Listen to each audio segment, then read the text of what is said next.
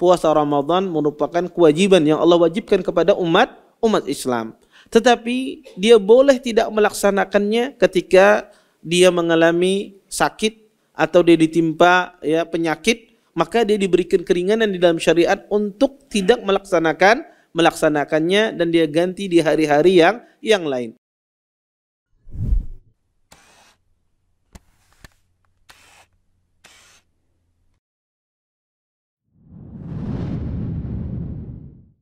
Assalamualaikum warahmatullahi wabarakatuh. Innal hamdalillah nahmaduhu wa nasta'inuhu wa nastaghfiruh wa na'udzu billahi min shururi anfusina wa min sayyiati a'malina. May yahdihillahu fala mudilla lahu wa may yudlil fala hadiya lahu. Asyhadu an la ilaha illallah wahdahu la syarika lahu wa asyhadu anna Muhammadan abduhu wa rasuluh. Fa inna asdaqal hadits kitabullah wa khairul hadi Muhammadin sallallahu alaihi wasallam wa syarrul umuri muhdatsatuha wa kullu muhdatsatin fid din bid'ah wa kullu bid'atin dhalalah wa kullu dhalalatin finnar. Amma ba'. Bapak-bapak, ibu-ibu, ikhwan dan akhwat yang senantiasa dimuliakan oleh Allah Subhanahu wa taala. Alhamdulillah, segala puji bagi Allah Subhanahu wa taala dengan limpahan nikmat yang begitu besar, di antaranya nikmat iman, nikmat Islam, nikmat kesehatan, sehingga kita semua diberikan kemudahan oleh Allah Subhanahu wa taala untuk bisa berhadir di majelis ilmu. Mudah-mudahan apa yang kita pelajari, apa yang kita tuntut pada malam hari ini mendatangkan keberkahan dari Allah Subhanahu wa taala dan kita bisa mengambil manfaat dari apa yang akan disampaikan nantinya. Bapak, Ibu, ikhwan dan akhwat yang dimuliakan oleh Allah Subhanahu wa taala, pada pertemuan sebelumnya kita menjelaskan kaidah wa min qawaidus syariah at-taysir fi kulli amrin nabahu ta'sir. Sesungguhnya di antara kaidah syariat adalah memudahkan segala hal yang mengandung kesulitan.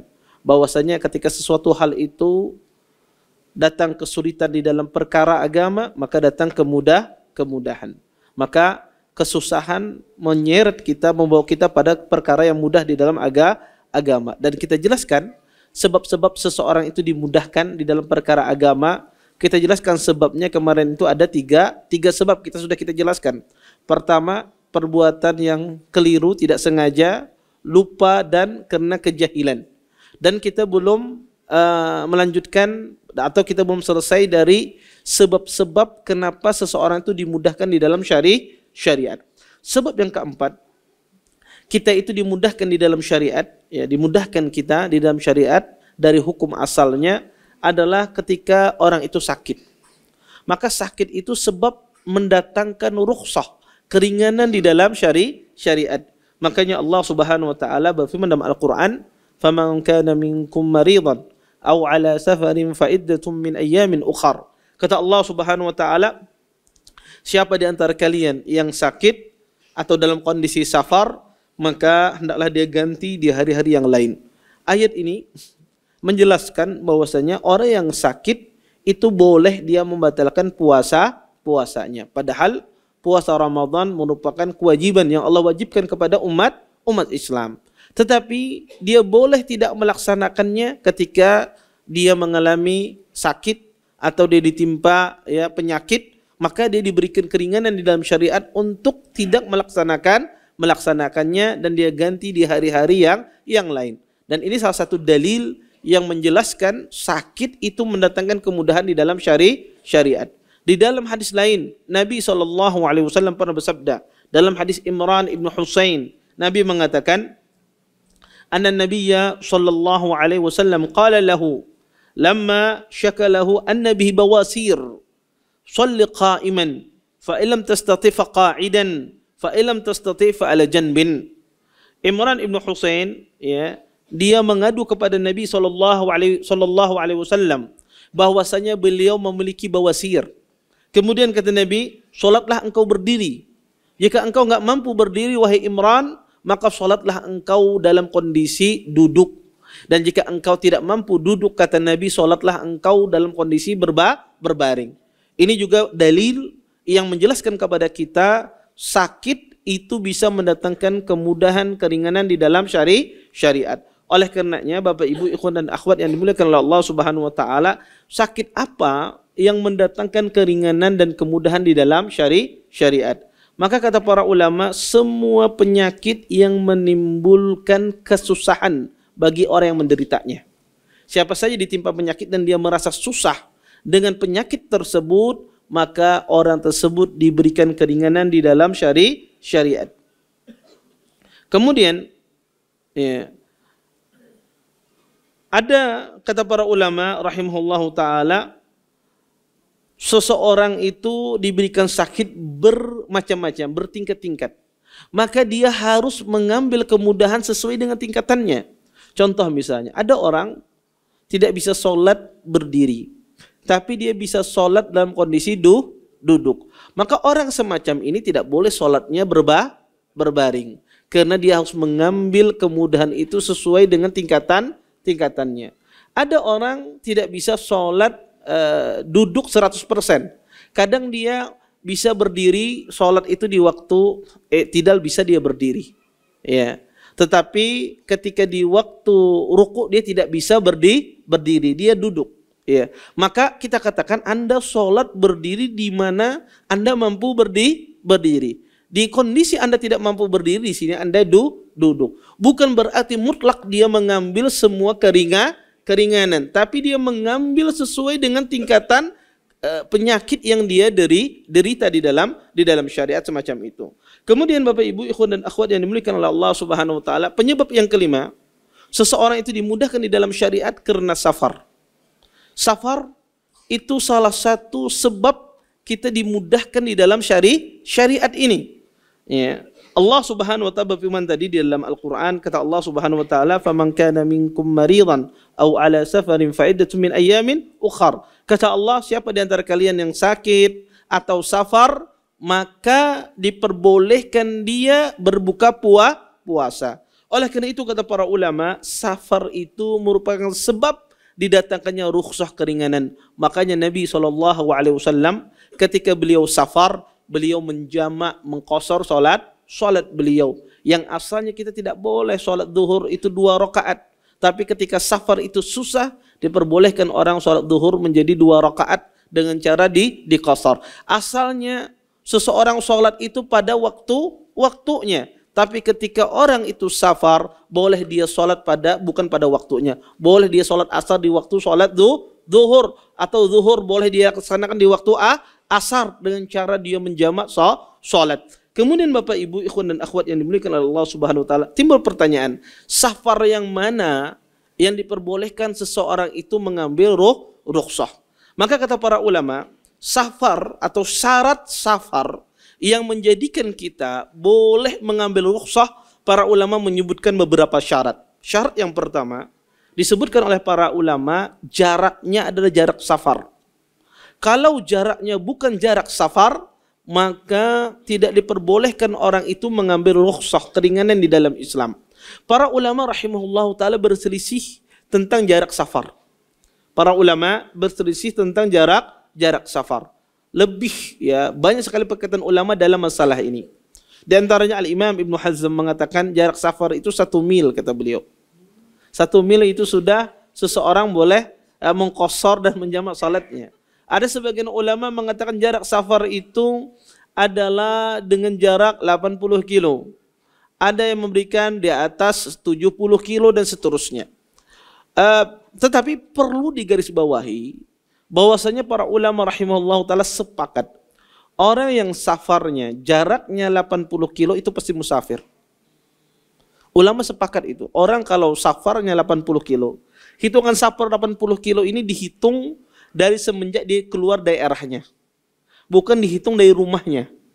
Tapi dihitung 80 kilo ini jaraknya dari ketika dia keluar dari daerahnya. Contoh misalnya, saya orang Banjar dari komplek Masjid Imam Syafi'i. Bukan dihitung dari rumah saya ini jarak 80 kilo. Tapi ketika saya keluar dari Banjar ini, dari kota saya ini, disitulah mulai dihitung. Ke tempat tujuannya sampai tidak 80 kilo.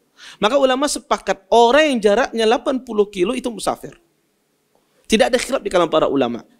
Tetapi yang mereka berselisih adalah kalau jaraknya kurang dari 80 kilo. Apakah dia musafir atau tidak? Ini khilaf yang sangat kuat di kalangan para ulama rahimahullahu taala. Wallahu taala alam, pendapat yang paling benar adalah jarak yang kurang dari 80 kilo itu dikembalikan kepada uruf. Kalau urufnya musafir, maka dia musafir.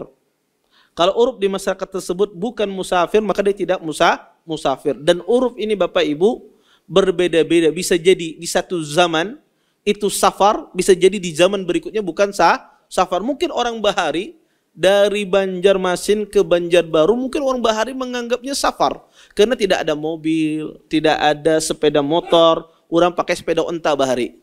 Ya dari Banjarmasin, mungkin orang Bahari menganggapnya itu adalah apa? Safar. Bisa jadi zaman sekarang kada dianggap lagi safar, ya, karena ya begitu mudahnya transportasi. Maka kata para ulama dikembalikan kepada uruf. Urufnya di suatu masyarakat itu safar, maka itu safar. Kalau urufnya beda-beda Ustaz. Ya, kebetulan di Wadawulu ini pendatang berataan di tahun ini safar kah kada kada tahu berataan. Ya bepadah kada tahu ini safar kada. Maka kalau uruf orang berbeda-beda dikembalikan kepada kebanyakan urufnya manusia. Dan di antara tanda safar itu orang membawa perbekalan. Di antara bentuk perbekalan zaman sekarang adalah orang itu membawa uang belabih. Ya. Kalau orang itu tidak safar, biasanya dia kadang membawa uang pun kada apa-apa. Pakai baju kaos punnya kada apa-apa, kada takutannya. Tapi kalau dia safar pasti besangu, ya, duit. Kalau ketinggalan duit kada waninya safar. Itu tanda kata para ulama orang membawa perbekalan tanda uruf itu safar. Ya, tanda uruf itu safar. Maka syarat yang pertama adalah jaraknya jarak safar. Kemudian yang kedua, para ulama rahimahullahu taala mengatakan, sebagian ulama memberikan syarat bahwasanya dia safarnya bukan safar muharram, tapi safarnya adalah safar yang mubah atau safar-safar dalam ketaatan. Adapun safarnya tujuannya muharram, maka dia tidak diperbolehkan mengambil rukhsah keringanan di dalam Islam. Contoh misalnya, ada orang dari Banjarmasin ke Jakarta. Main apa? Hendak main judi aja di Jakarta misalnya. Dia safar tapi main judi. Bertanya, Ustadz boleh tidak saya menjamak mengqashar? Dia main judi tapi jamak mensolat juga. Tapi dia boleh saya menjamak dan mengqashar. Orang semacam ini diperbolehkan tidak di dalam syariat? Dia menjamak dan mengqashar. Para ulama rahimahullahu ta'ala mereka mengatakan syarat safar itu boleh dia menjamak dan mengqashar, karena jamak dan qashar itu rukhsah. Kata mereka safarnya bukan safar yang muharram, bukan yang haram. Ya. Sebagian ahlul ilm mengatakan tidak. Safar apapun selama itu safar, maka dia boleh menjamak, mengqashar salatnya. Boleh dia juga berbuka puasa. Ini pendapat sebagian ahlul ilm, dan ini diantaranya pendapat Syekh Islam Ibnu Taimiyah. Wallahu taala alam. Berdasarkan kalau kita melihat keumuman dalil, Allah Subhanahu wa taala tidak membedakan antara safar taat dengan safar yang tidak taat. Allah Subhanahu wa taala menyebutkan safar secara umum. Maka wallahu alam, pendapat yang paling benar dalam masalah ini adalah yang dimaksudkan adalah safar secara umum. Maka orang yang safarnya mungkin ya dalam kondisi melakukan maksiat, contoh misalnya, atau melakukan bid'ah.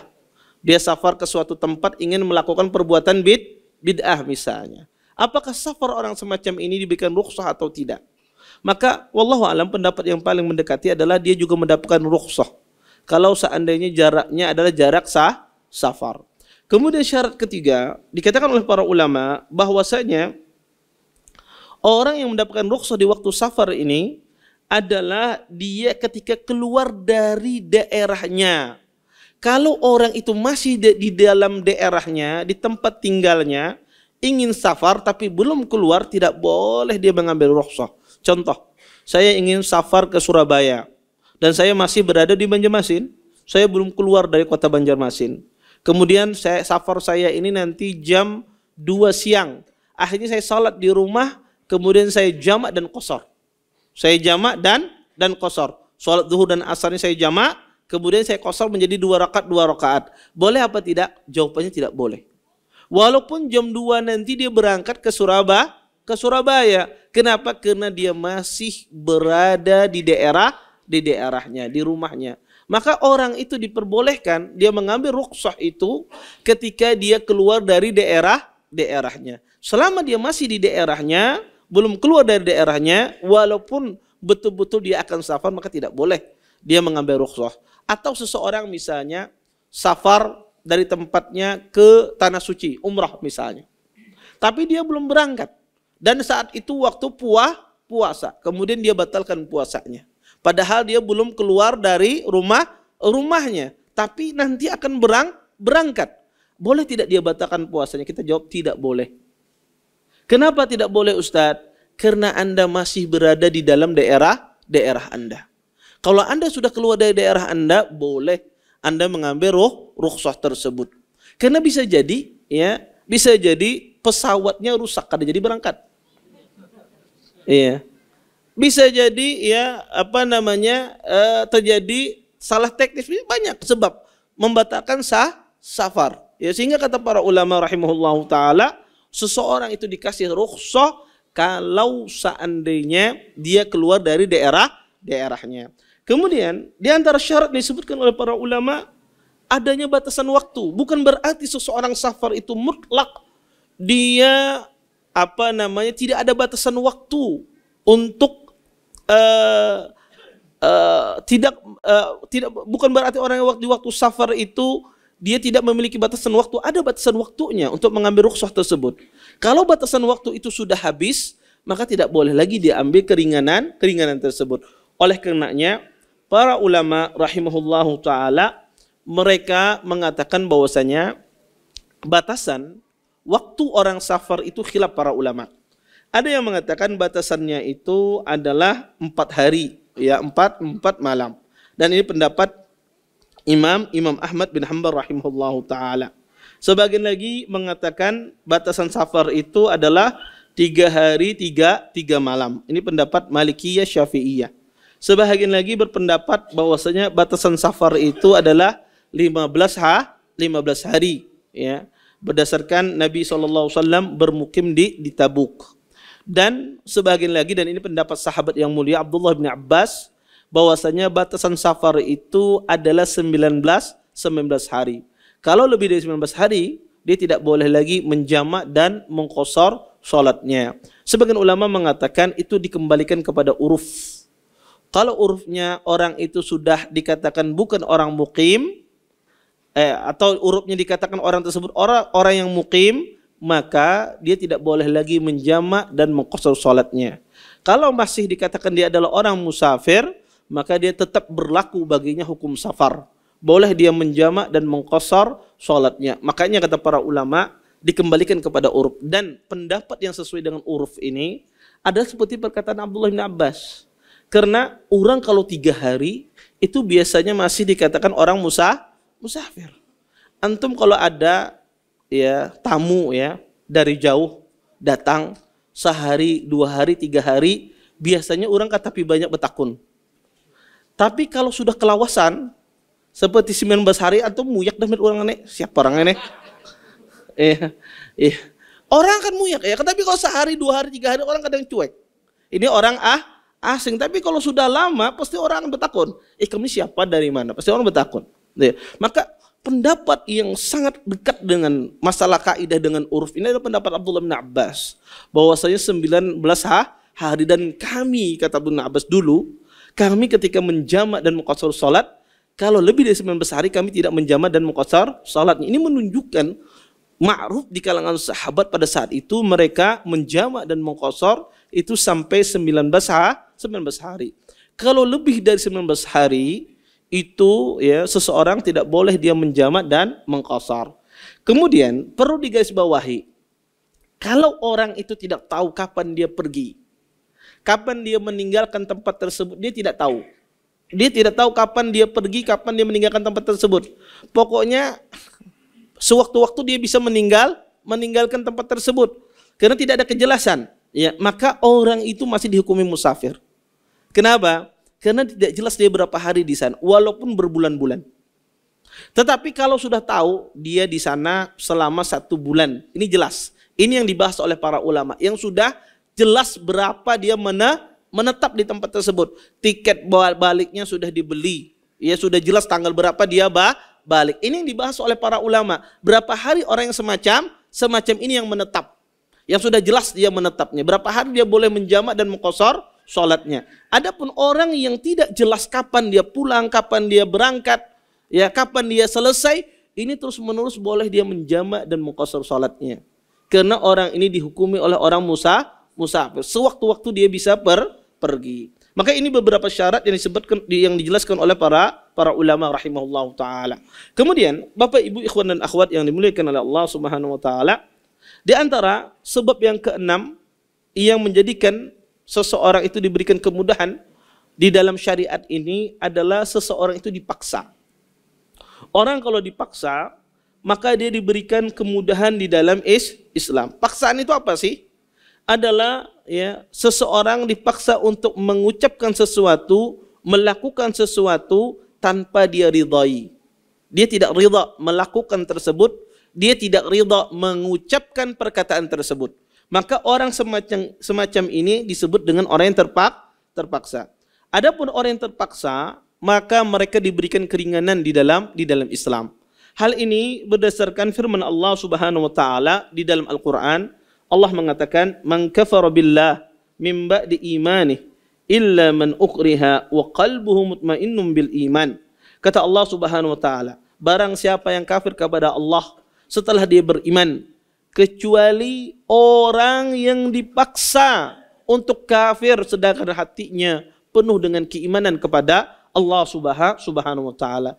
Ayat ini turun berkaitan dengan peristiwa Ammar bin Yasir radhiyallahu taala anhu.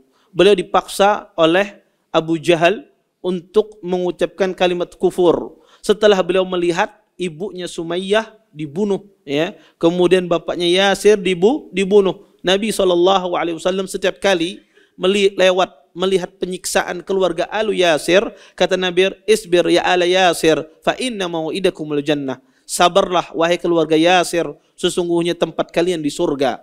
Maka Ammar bin Yasir dia tidak sanggup melihat keadaan ibunya ketika terbunuh, dia tidak sanggup melihat keadaan bapaknya dibunuh. Akhirnya dia dipaksa untuk mengatakan kalimat kufur, mencela Nabi Muhammad SAW. Maka Ammar bin Yasir pun dia mengatakan demikian. Sehingga setelah dia mengatakan demikian, dia dibebaskan, dilepaskan dari siksaan.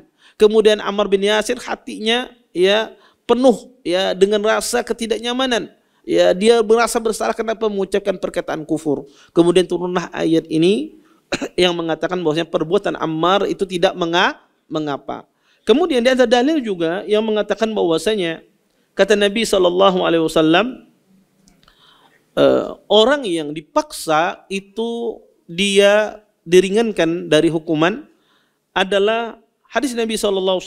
Innallaha tazawadha fi ummati al-khata' wan nisyan wa mastukrihu alaih. Sesungguhnya Allah Subhanahu wa taala memberikan keringanan untuk umatku, yaitu apa? Rasa bersalah, lupa, itu tidak sengaja, lupa, dan orang yang dipaksa.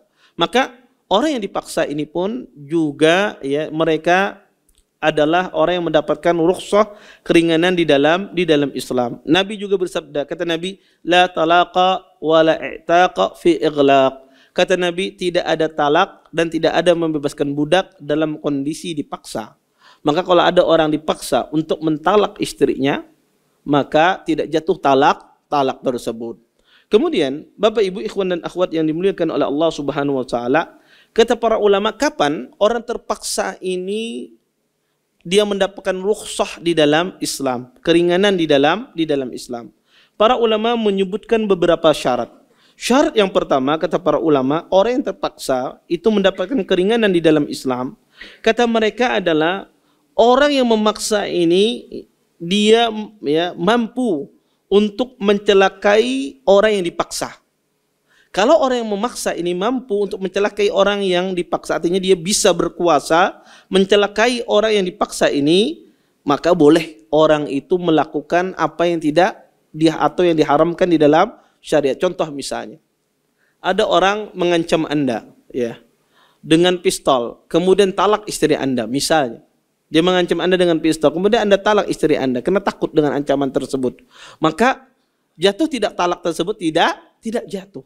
Kenapa? Karena orang itu mampu dia untuk mencelakai Anda. Tapi kalau misalnya ada orang membawa pistol air misalnya, talak bini pian misalnya, pian talak, aku dipaksa, padahal dia tidak mampu. Ya, dia padahal tidak mampu untuk melakukannya, maka ini kata para ulama tidak berlaku hukum keringanan di dalam orang yang terpaksa.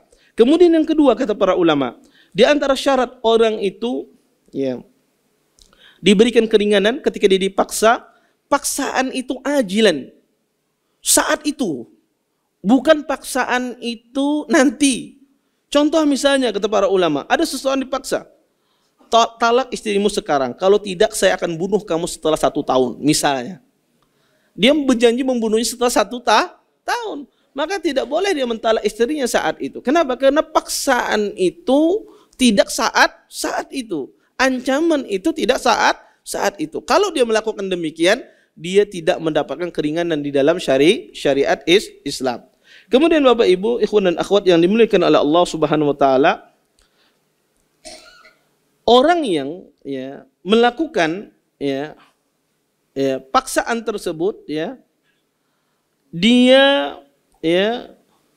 kemungkinan besar akan memudaratkan kita. Jadi kalau orang memaksa, kemudian kemungkinan besar kalau kita tidak ikuti akan menimbulkan mudarat bagi kita. Di sini berlaku keringanan di dalam Islam. Kemudian Bapak Ibu ikhwan dan akhwat yang dimuliakan oleh Allah Subhanahu wa taala, dan paksaan itu tanpa hak. Kalau paksaan itu berdasarkan hak, maka tidak berlaku hukum rukhsah, keringanan. Contoh misalnya, ada orang kadang mau bayar utang. Ada orang berhutang tidak mau bayar. Kemudian dia melapor kepada hakim. Ya hakim, wahai hakim, itu si fulan berhutang sama saya, sudah jatuh tempo, bepadah kada bisi duit terus, padahal nukar mobil kawa, nukar ini kawa, utang kada mau dibayar. Setiap nagih hutang katanya kada bisi duit. Taib. Hakim memaksa dia untuk bayar hutang. Boleh tidak hakim memaksa dia? Boleh. Ini paksaan berdasarkan al-haq. Berdasarkan hak. Maka tidak ada keringanan di dalam masalah ini.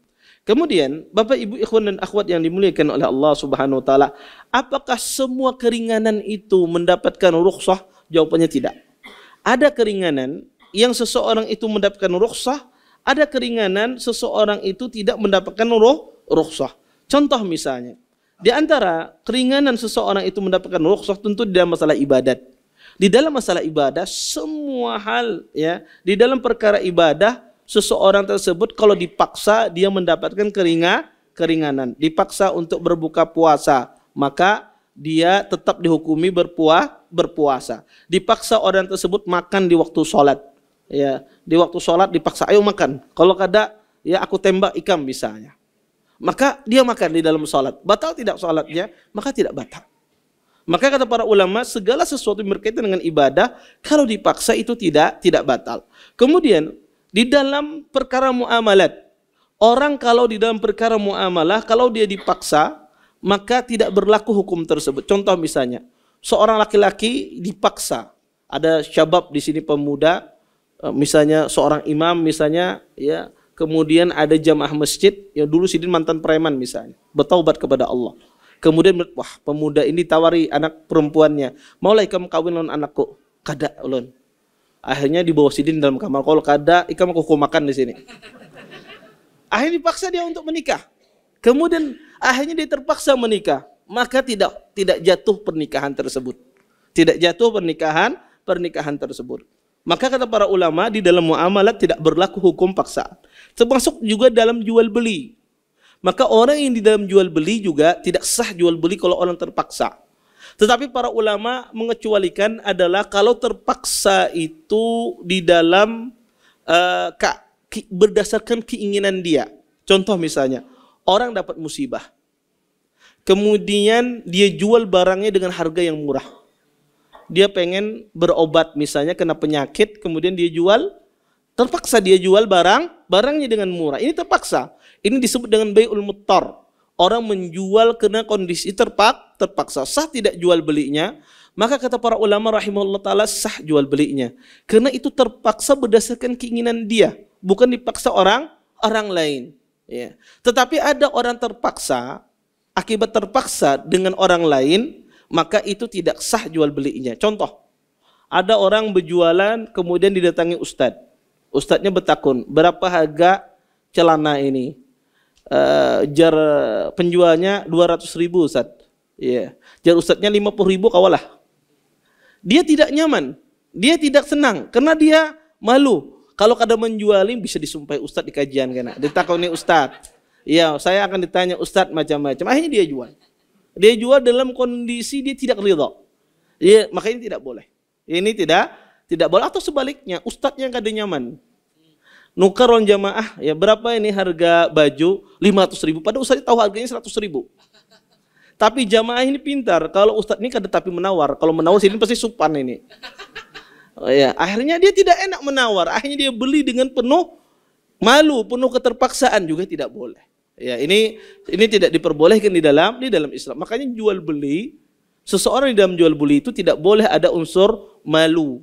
Ya, Anda kalau berbisnis secara biasa. Jangan ada istilah ini ustadz, ini bukan.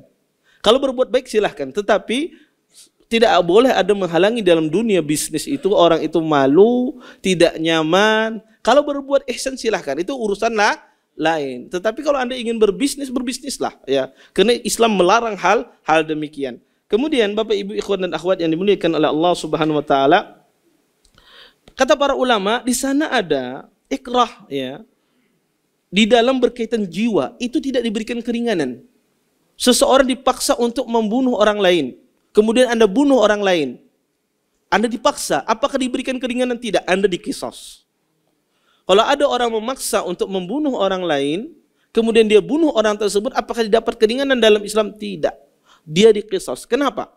Karena atas dasar apa Anda menganggap diri Anda lebih berhak hidup daripada dirinya? Kata para ulama, manusia itu sama di sisi Allah. Ketika Anda menumpahkan nyawa orang walaupun dipaksa, maka tidak ada rukhsah di dalam masalah ini. Kemudian Bapak Ibu ikhwan dan akhwat yang dimuliakan oleh Allah Subhanahu wa taala, di antara sebab juga merupakan sebab keringanan di dalam syariat adalah seseorang memiliki kekurangan. Para ulama mengatakan kekurangan ini macam-macam. Pertama, ada orang itu dianggap kurang akalnya, yaitu orang gila. Maka orang gila merupakan salah satu sebab dia diberikan keringanan di dalam Islam. Orang gila tidak diwajibkan dia beribadah. Dia salat tidak wajib bagi dia salat. Dia tidak wajib bagi dia berpuasa. Tetapi kalau berkaitan dengan harta, wajib dia keluarkan. Contoh misalnya, dia orang gila tapi kaya. Ada orang gila itu kaya. Ya, maka dia wajib dikeluarkan zakatnya. Tidak boleh tidak dikeluarkan zakatnya. Kalau sudah sampai nisabnya wajib dikeluarkan. Maka tidak ada rukhsah bagi orang yang gila tetapi dia memiliki harta. Kemudian yang ketiga kata para ulama, ya, kalau berkaitan dengan akad kata para ulama, maka secara umum akadnya orang gila itu tidak sah. Maka dia kalau menikah sendiri tidak sah. Dia harus dinikahkan. Maka orang gila kalau dia menikah sah tidak Ustadz? Kalau dia menikah sendiri tidak sah. Tapi kalau dinikahkan boleh. Ya, apalagi diketahui bahwasanya kalau dikawinakannya ampih gila. Ya, ada sebagian orang itu gila tapi pas dikawinakan kada gila lagi, ya. Banyak itu terjadi, ya. Orang ini subhanallah masalah pernikahan ini luar biasa. Yang tua garing-garing masuk rumah sakit, pas dikawinakan sigar sih, Den. Jogging kawa, lari kawa, nikah ini ajaib. Ya, ajaib luar biasa. Ya. Orang itu kadang-kadang sehat ketika dikawinakan. Ya. Maka kata para ulama, orang gila itu dia tidak sah kalau dia menikah sendiri. Tapi kalau dinikahkan itu boleh oleh walinya. Boleh oleh walinya. Dan ada juga kata para ulama orang gila itu kadang-kadang dia itu sadar, kadang tidak. Ada orang gila macam itu, dia musiman. Ya, pas sebelum bulan puasa gila dia. Pas bulan puasa waras dia. Karena bekatam situ banyak payu jualannya. Iya, ada orang demikian, ada manusia semacam itu. Ketika sunyi tokonya jadi gila dia. Iya. Ketika rame berjualan dia hilang ya gilanya. Iya. Ada orang demikian, subhanallah. Orang-orang semacam ini kata para ulama, akadnya sah di waktu dia sadar. Ketika dia tidak sadar maka akadnya tidak sah. Ini orang gila setengah, kadang dia gila, kadang tidak. Kemudian Bapak Ibu ikhwan dan akhwat yang dimuliakan oleh Allah Subhanahu wa taala, orang gila kalau dia melakukan jinayat, melakukan mendolimi orang, memukul orang, memecahkan kaca rumah orang, mengambil harta orang, maka dia wajib mengganti. Kalau dia punya harta, dia ganti dari hartanya. Kalau dia tidak memiliki harta, maka walinya yang mengurus dia yang mengganti. Maka itu kewajiban bagi wali yang mengurus orang gila. Kemudian kata para ulama, ada juga orang yang kurang akalnya tapi bukan gila, atah disebutnya. Atah itu adalah orang yang kalau bahasa kita zaman sekarang itu idiot. Dia bawaannya malas saja. Ya, bawaannya malas ya. Pengoler luar biasa orangnya, ya. Disuruh apa-apa duduk aja melamun, ya. Tidak tahu kemana arah hidupnya, apa macam. Ada orang demikian. Dibawa kemana-mana guring aja dia. Ada orang demikian. Ini orang yang disebut oleh Allah khumul, orang yang hidupnya itu pengen santai saja sudah, kada apa-apa, diam aja. Ada orang ini disebut kata para ulama ini orang atah, ya. Maka orang atah ini kata para ulama rahimahullahu taala, maka kalau dia sadar terhadap apa yang dia ucapkan, terhadap apa yang dia lakukan, maka sah muamalat dia.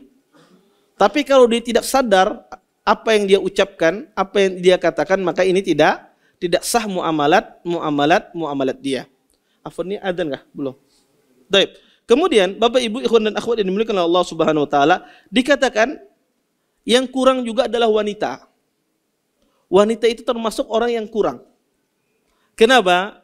Karena Nabi SAW menyebutkan dalam hadisnya, naqisatu aqlin wa dinin, bahwasanya wanita itu kurang akalnya dan agamanya. Nabi jelaskan kurang agamanya kenapa? Karena wanita itu punya haid, ya, punya nifas, ya, sehingga dia tidak salat. Kurang akalnya kata Nabi SAW, kenapa? Karena persaksian wanita berbanding 2 orang wanita dengan 1 laki. Maka wanita itu termasuk dikatakan orang yang kurang. Makanya wanita itu tidak diwajibkan salat berjamaah, diberikan keringanan.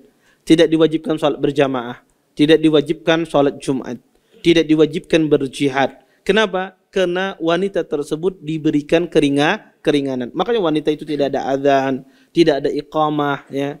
Kenapa? Tidak diwajibkan. Berbeda dengan kaum laki-laki. Maka wanita itu dimasukkan oleh ahlul ilm dari orang yang kurang. Kurang dari sisi apa? Dari sisi agama dijelaskan oleh Nabi SAW. Kurang dari sisi akalnya, karena persaksiannya 2 orang wanita sebanding dengan 1 laki-laki. Kemudian Bapak Ibu, di antara termasuk yang kurang juga adalah seseorang yang ketiduran atau pingsan.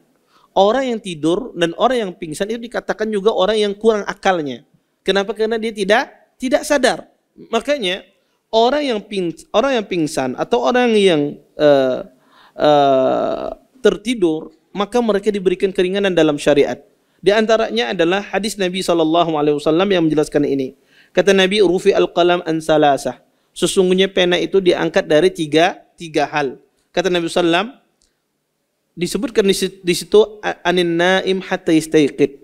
Dari orang yang tidur sampai dia terbangun. Maka orang yang tidur tidak terkena hukum. Makanya kalau ada orang yang tidur, kemudian dia tiba-tiba ngigau, menceraikan istrinya. Istriku aku talak 100 kali misalnya.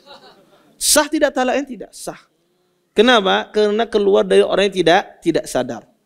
Termasuk juga orang yang pingsan. Para ulama rahimahullahu ta'ala, orang yang pingsan, kata para ulama, diberikan keringanan dia.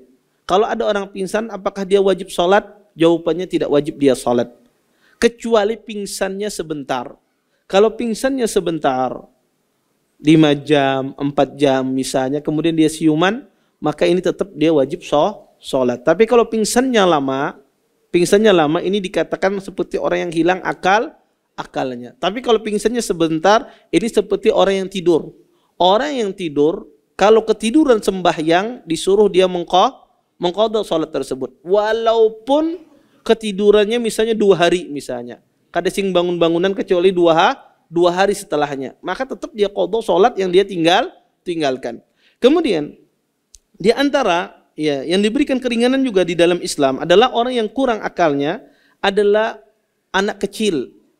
Anak kecil ini adalah juga diberikan keringanan di dalam Islam. Sehingga tidak diwajibkan dia puasa, tidak diwajibkan sholat, tidak diwajibkan Jumat. Karena anak kecil itu ya dia tidak ada kena hukum di dalam agama Islam. Tetapi anak kecil tersebut apakah wajib dia berzakat kalau dia kaya? Iya. Wajib dia keluarkan zakatnya. Anak kecil kalau seandainya dia menghancurkan sesuatu, wajibkah dia ganti? Wajib dia ganti. Siapa yang mengganti? Adalah walinya. Tapi anak kecil sahkah berdagangnya? Maka jawabannya tidak sah. Anak kecil jual belinya tidak sah kecuali sesuai dengan uruf kebutuhannya. Kalau kebutuhannya beli permen, beli coklat untuk keperluan dia sendiri, maka sah saja kata para ulama. Atau seseorang ingin mendidik anaknya, ingin mengetahui anaknya ini sudah paham apa belum. Akhirnya dikasih uang sama ayahnya, beli sana, belikan ayah roti, belikan ayah sendal. Dia ingin melatih anaknya ini. Dibunguli urangkah kadakah? Iya, paham apa tidak anaknya ini? Kalau dalam rangka melatih kata para ulama sah jual belinya. Dalam rangka dia melatih anaknya biar dia bisa. Ya, dia melatih apakah anaknya ini keturunan ibunya apa keturunan abahnya. Kalau abahnya kata menawar, ibunya ketujuh menawar. Yang mana dia mau melihat? Ya. Maka boleh seseorang yang melatih anaknya demikian. Iya. Tetapi kalau bukan dalam rangka latihan, anak kecil tidak boleh jual beli kecuali membeli apa yang dia butuhkan, ya. Keperluan dia saja. Lebih dari itu tidak boleh. Karena dia adalah orang yang tidak sah tasarrufatnya, tidak sah akadnya. Karena dia diberikan keringanan di dalam Islam. Dan terakhir Bapak Ibu, di antara sebab yang ke-8 keringanan di dalam Islam adalah fima ya'ummu bihi balwa. Fima ya'ummu bihi balwa itu maksudnya adalah segala sesuatu hal yang sudah susah untuk dijaga. Karena begitu banyaknya peristiwa tersebut. Susah untuk dihindari. Itu maksud fima ya'ummu bihi balwa. Susah untuk dihindari. Kenapa? Karena saking banyaknya kejadian tersebut. Contoh, Nabi SAW memberikan rukhsah keringanan bahwasanya air yang diminum oleh kucing, ya, maka airnya itu tidak najis. Padahal kita tahu kucing itu adalah hewan yang haram dimakan, ya. Maka kata para ulama, kenapa kucing ini air liurnya tidak najis padahal dia adalah hewan yang haram dimakan? Karena kucing itu adalah binatang yang suka keluar masuk rumah manusia, suka datang ke rumah kita. Padahal para ulama mengatakan hewan yang najis itu tubuhnya najis. Hewan yang haram dimakan itu tubuhnya najis. Tapi dikecualikan adalah hewan yang suka masuk ke rumah kita, seperti tikus misalnya. Sering masuk ke rumah kita. Tubuh tikus itu sebetulnya najis. Ya, tetapi dia diberikan keringanan di dalam Islam, maka dia tidak menjadi najis. Ya, ketika dia datang ke rumah kita tidak menjadi najis. Kenapa? Karena dia hewan yang susah untuk dijaga. Ya, dijaga aja inya masuk, apalagi ada dijaga. Ya, itu hewan yang susah untuk dihindari. Maka kata para ulama, hewan-hewan semacam ini fima ya'ummu bihi balwa, susah untuk dihindari. Maka dia tidak menjadi najis. Zaman dahulu ada keledai, namanya disebut dengan keledai ahli. Keledai ahli itu adalah keledai yang diharamkan untuk dimakan. Ya, ada keledai itu ada himar wahsy, ya, keledai buas. Ada keledai ahli namanya, keledai negara. Keledai yang buas itu boleh dimakan, itu zebra. Ya. Adapun keledai ahli itu haram untuk dimakan. Kenapa? Karena Nabi melarang. Kenapa? Karena dia najis. Dia najis. Tetapi dia menjadi tunggangan, berdampingan dengan manusia. Maka Nabi SAW memberikan keringanan, tubuhnya tidak najis, liurnya tidak najis. Kenapa? Karena ini keringanan. Karena dia adalah hewan yang sukar untuk dihindari, dijadikan tunggangan pada saat saat tersebut. Maka kata para ulama, segala sesuatu fima ya ummu bibalwa, sukar untuk dihindari, maka datang kemudahan di dalam syariat Islam. Wallahu taala alam. Taib. Ini mungkin yang bisa ulun sampaikan, mudah-mudahan bermanfaat, dan insya Allah nanti kita masuk pada kaidah berikutnya minggu depan. Taib.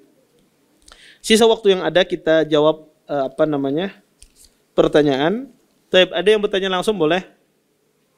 Ya, silahkan. Bismillah. Ustadz, mengenai masalah musafir tadi Ustadz,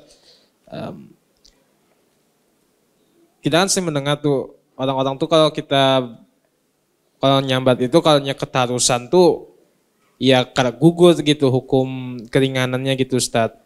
Sedangkan kan kalau kita bicara masalah musafir kan kayak pekerja kan misalkan 5 hari dia ada di suatu tempat kemudian 5 hari berikutnya dia pindah lagi ke tempat lain dan 5 harinya lagi pindah lagi ke tempat yang lain lagi gitu. Apakah itu tetap rukhsahnya itu tetap berlaku untuk dia atau tidak Ustadz? Syukran. Ya. Orang yang kerjanya tidak menetap 5 hari di sini, kemudian pindah lagi 5 hari di sini, 5 hari lagi di sini, apakah dia musafir? Iya, dia musafir. Itu musafir hakiki itu. Iya. Kenapa? Karena dia pindah-pindah. Dia pindah-pindah di sini pindah, kemudian dia pindah. Maka dia berlaku hukumnya hukum musafir. Contoh seperti musafir juga ada kernek sopir bis itu juga adalah musafir. Kalau seandainya dia misalnya supir dari Banjar ke mana itu, ke Amuntai misalnya, atau ke Berabai misalnya, maka itu lebih dari 80 kilo. Maka apakah dia musafir? Musafir dia. Walaupun setiap hari dia bolak-balik, kerjaannya bolak-balik, musafir dia. Dia punya rukhsah di dalam agama. Karena safar itu tidak ada hubungannya rutinitas orang. Selama dia safar, maka dia dikatakan musafir. Ya, pilot misalnya itu musafir. Wallahu a'lam. Taib.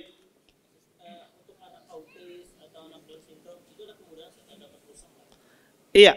Kalau ada anak autis ya, apakah dia ada rukhsah? Dikembali ini disebut dengan atah. Orang yang akalnya kurang. Kalau dia sadar terhadap apa yang dia ucapkan, maka dia tidak ada keringanan. Misalnya, dia sadar, tahu dia tentang sholat, tahu dia tentang hukum wajibnya sholat, bisa dia mengerjakannya, maka tidak ada keringanan. Tapi kalau dia tidak mengerti, tidak paham, tidak menangkap tentang wajibnya sholat apa macam dan tidak mau dan dia tidak bisa, maka ini ada keringanan di dalam Islam. Maka dilihat sejauh mana kelemahan akalnya. Disitulah disesuaikan dengan kemudahan yang dia dapatkan di dalam syariat. Taib, ada lagi yang lain? Kalau nggak ada, saya taib. Ustadz, mengenai jarak safar, bahkan ada yang sangat jauh, tapi kendaraan yang dia pakai, misalnya punya heli pribadi, kami pernah melihat punya heli pribadi, orangnya di Sulawesi, main tenisnya di Jakarta, istrinya belanja di Singapura, dan tidak, ketika main tenis tidak bawa perbekalan sama sekali. Bahkan ada juga yang kami ketemukan itu di pesawat, orang tidak bawa apa-apa karena usahanya terpencar-pencar kan, usaha cabang-cabang usahanya kami ketemu di pesawat. Apa seperti ini dapat rukhsah juga Ustaz? Karena ringan sekali Ustaz. Iya. Kemudian masalah dipaksa itu kami belum, memang ada sudah berapa kali tapi kami belum paham masalah Ammar bin Yasir dipaksa, tapi dia diampuni. Sementara ada hadis itu masalah lalat itu dia juga kan dipaksa bahkan dibunuh, tapi ini tidak diampuni. Kami belum paham yang ini Ustadz, tolong dijelaskan. Kemudian yang ketiga di luar materi ilmu. Kalau ilmu agama kita sembunyikan kan tidak boleh kita mendapat hukuman. Tapi kalau ilmu dunia bahkan banyak sekali disembunyikan. Artinya kalau dinampakkan dia beri hak paten harus dibayar mahal. Apa boleh seperti ini secara syariat Ustaz? Kenapa ilmu apa? Ilmu dunia. Iya. Penemuannya misalnya dia rahasiakan, misalnya resep apa semua. Apa ini secara syariat dibenarkan? Dia sembunyikan ilmu yang dia dapat, ilmu dunia. Misalnya ilmu bisnis dia sembunyikan. Apalagi misalnya resep-resep disembunyikan, tidak ditahu sama siapa kecuali misalnya karyawannya pun tidak tahu biasa. Apa secara syariat dibenarkan, Ustaz? Ya. Pertama tentang masalah seseorang yang safar ya, kemudian dia tidak mau perbekalan sama sekali. Ya, kita katakan ciri khas safar itu adalah membawa perbekalan. Zaman sekarang itu subhanallah orang kadang-kadang membawa perbekalan karena masalah yang penting HP kada tertinggal. Di HP ini semua uang ada deh.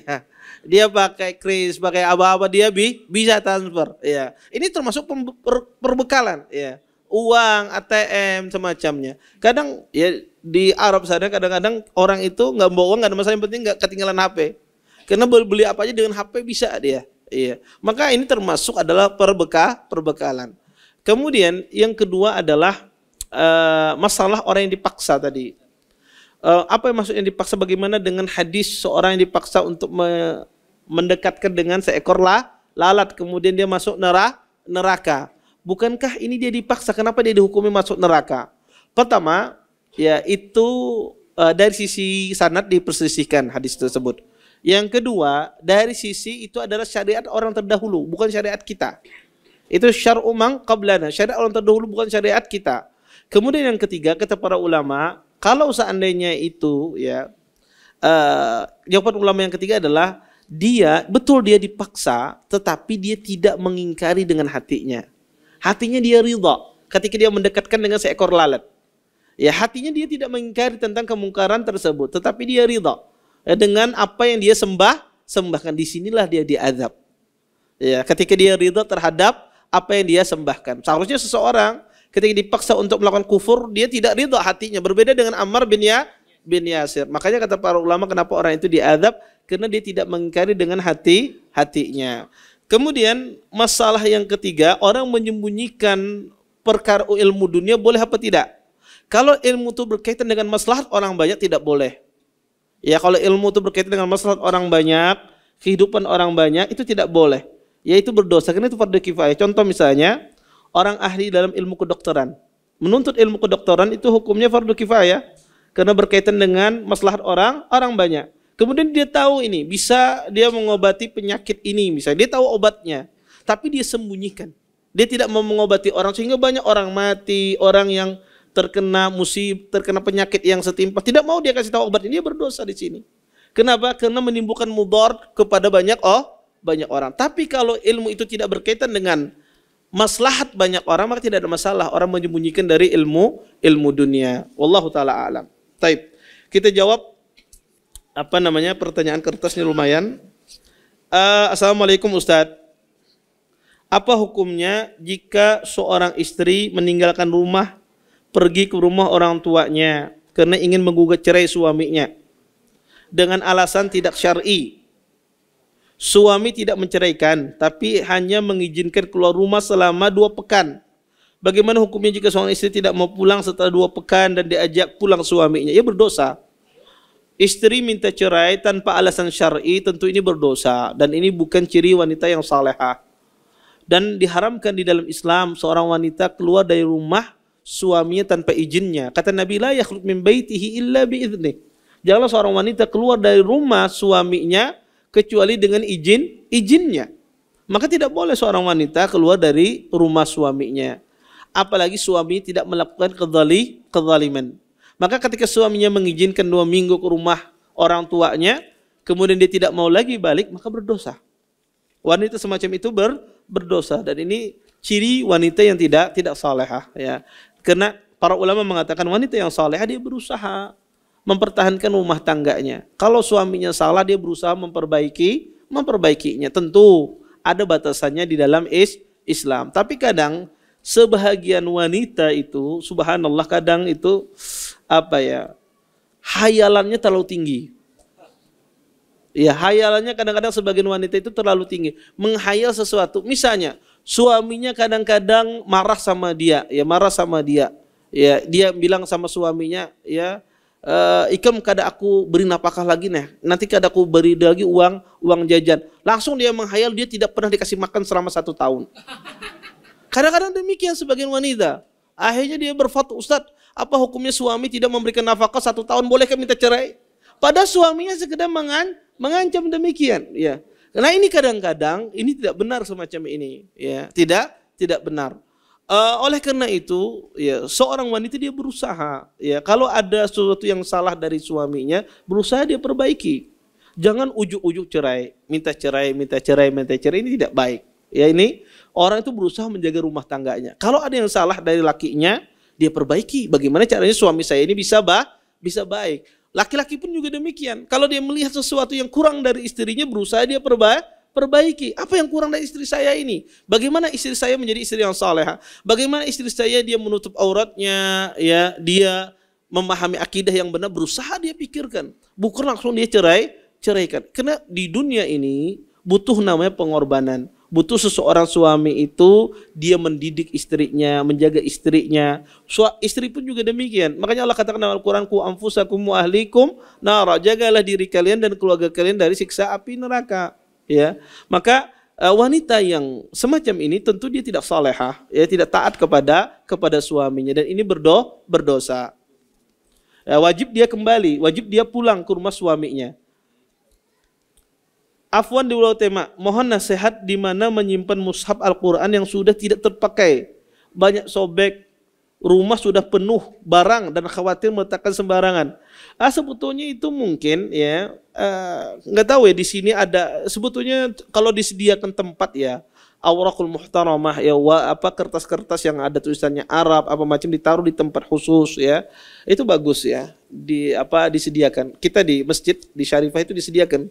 Orang kalau ada Quran sobek apa macam dia masukkan di sana, ya, tempat khusus sehingga nanti dikelola, ya, entah itu dibakar nanti ke depannya sehingga orang tidak membuangnya di sampah atau semacamnya.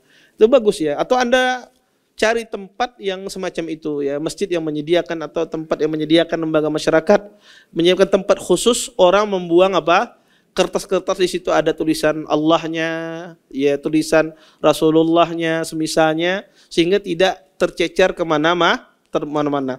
Maka apa yang harus dilakukan kalau tidak ada tempat tersebut? Boleh Anda bakar, sebagaimana para sahabat itu membakar Quran yang tidak sesuai dengan mushaf Utsmani. Maka boleh, ya, kalau saat ini tidak ada tempat yang mengelola tersebut. Taib.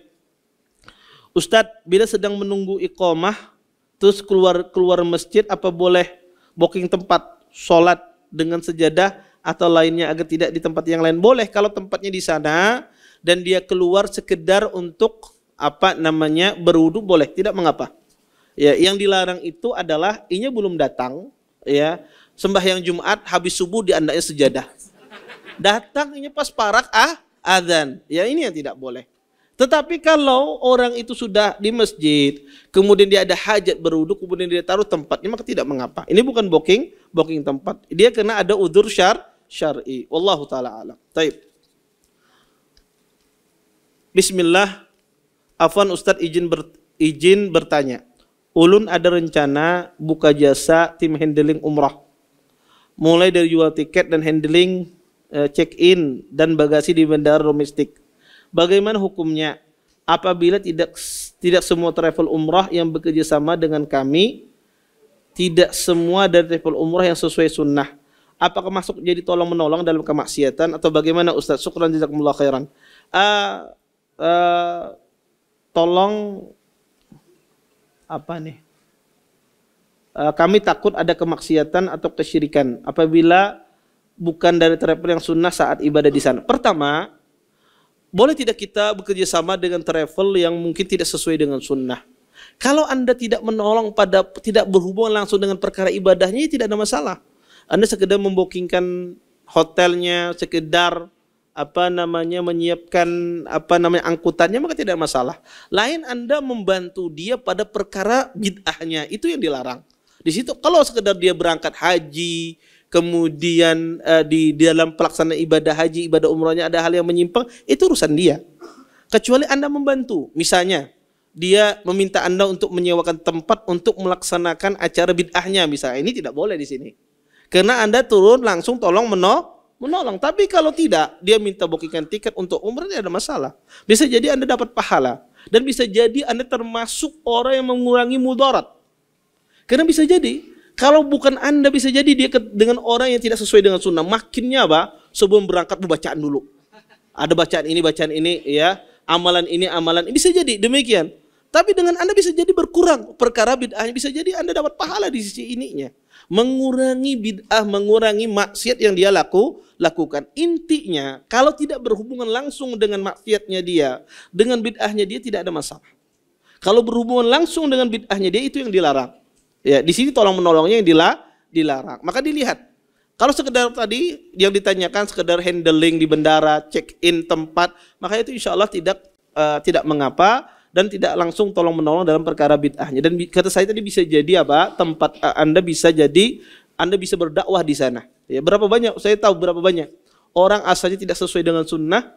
Ya, ketika dia bekerja sama dengan ikhwah-ikhwah yang sunnah, ya, ada sebagian itu mendapatkan hidayah, dan saya tahu sendiri, ya, saya kenal sendiri, ada teman saya, ya, dia ya membantu gitu, dan dia betul-betul ya ingin karena Allah Subhanahu Wa Taala. Berapa banyak ya yang pengusaha travelnya berubah menjadi sunnah, mencari guide-guide-nya adalah orang-orang yang sunnah, dan ini tentunya adalah sebuah dakwah ya, dan sebuah maslahat yang besar.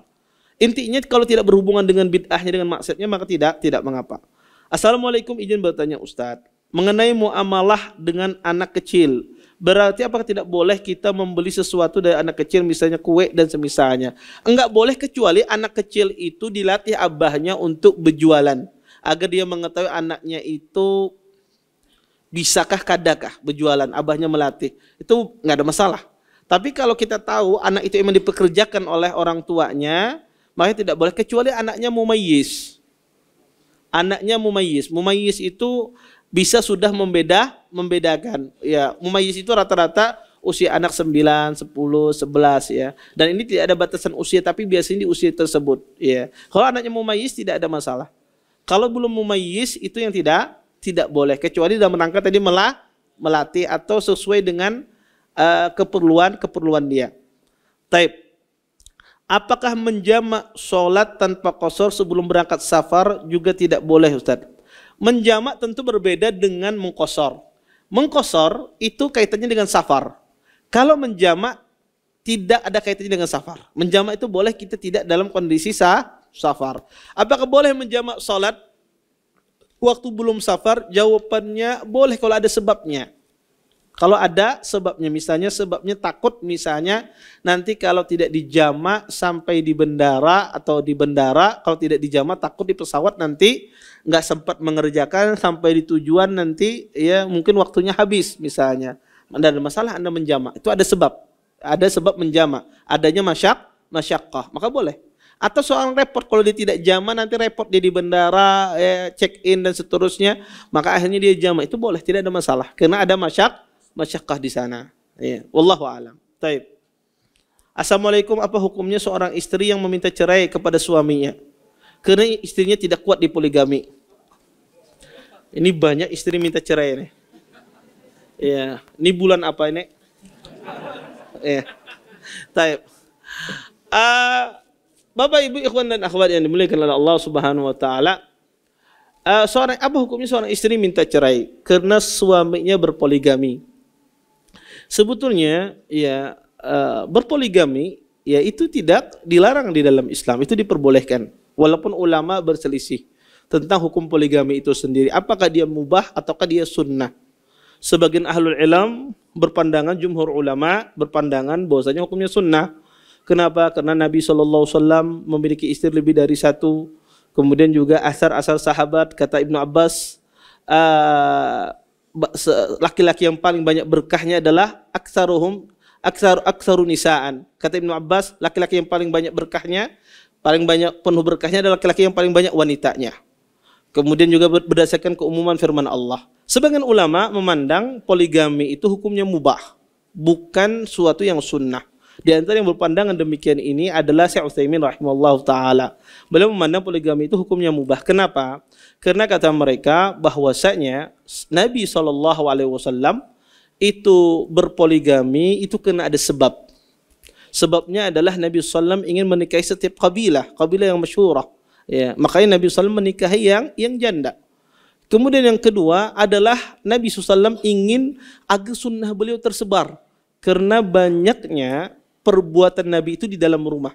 Kalau Nabi hanya mengkhususkan satu wanita, mungkin banyak sunnah Nabi tidak tersebar yang berkaitan di dalam rumah yang dilakukan oleh Nabi. Makanya Nabi menikah dengan banyak wanita agar sahabat banyak mengambil ilmu dari istri beliau.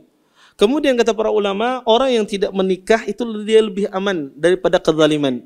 Ya, karena kalau dia menikah tidak menjamin dia tidak berbuat zalim. Berdasarkan ini, sebagian ahlu ilmu memandang nikah itu adalah mubah. Saya yakin kalau ibu-ibu merojihkan pendapat ini. Ya, kalau bapak-bapak merojihkan pendapat yang pertama. Iya, maka ini tidak akan pernah selesai masalah poligami dan semisalnya. Tetapi intinya ini khilaf perkara para ulama. Tetapi ulama sepakat itu adalah sesuatu yang dihalalkan di dalam Islam, diperbolehkan di dalam Islam. Kalau istri itu bersyarat di waktu pernikahannya bahwasanya dia tidak mau dipoligami, kemudian dia minta cerai, boleh berdasarkan pendapat sebagian para ulama. Tapi kalau seandainya dia tidak bersyarat di pernikahan, di waktu dia pernikahan kemudian dia minta untuk cerai, kondisi semacam ini tidak boleh. Kalau seandainya laki-lakinya tidak berbuat zalim, ya, karena dia dihalalkan bagi para pria. Maka saya nggak tahu yang ditanyakan tadi, apakah dia bersyarat atau tidak bersyarat. Kalau dia bersyarat di waktu sebelum menikah, ya, maka ulama pun khilaf. Apakah boleh seseorang bersyarat di waktu dia menikah bahwa saya tidak boleh dipoligami? Apakah boleh syarat tersebut? Apakah syarat itu bertentangan dengan Al-Quran dan Al-Sunnah? Khilaf di kalangan para ulama. Tetapi kalau dia mengambil pendapat yang membolehkan, maka dia berhak, ya, dia berhak dan dia tidak berdosa dari sisi itu. Al-muslimuna ala syurutihim. Seorang muslim sesuai dengan syaratnya. Tapi kalau dia tidak bersyarat, kemudian suaminya berpoligami dan suaminya tidak berbuat zalim, maka sebetulnya tidak boleh. Ya, karena itu ada sesuatu yang diperbolehkan di dalam Islam, dan hendaknya dia bersabar dan mendoakan kebaikan untuk suami dan istri barunya. Taib, izin bertanya,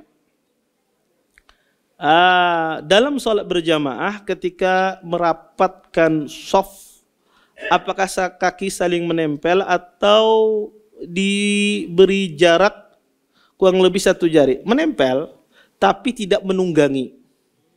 Menempel tapi tidak menumpang kayak gitu. Tapi dia menempel tapi tidak menunggangi, ya. Tidak ada jarak 1 jari tidak, tapi menempel. Al-ka'bu bil ka'bi kata Nabi. Mata kaki dengan mata kaki menempel tapi dia tidak menumpang, ya, atau apalagi menginjak. Ini tidak boleh, ya.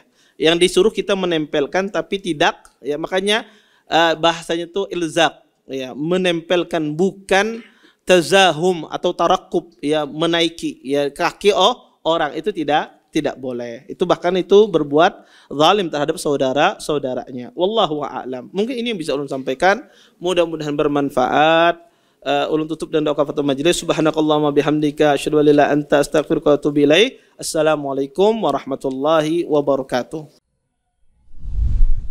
Terima kasih. Jazakumullah khairan wa barakallahu fikum. Video ini dibuat atas partisipasi dari donasi Anda. Semoga menjadi amal jariah bagi Anda semuanya.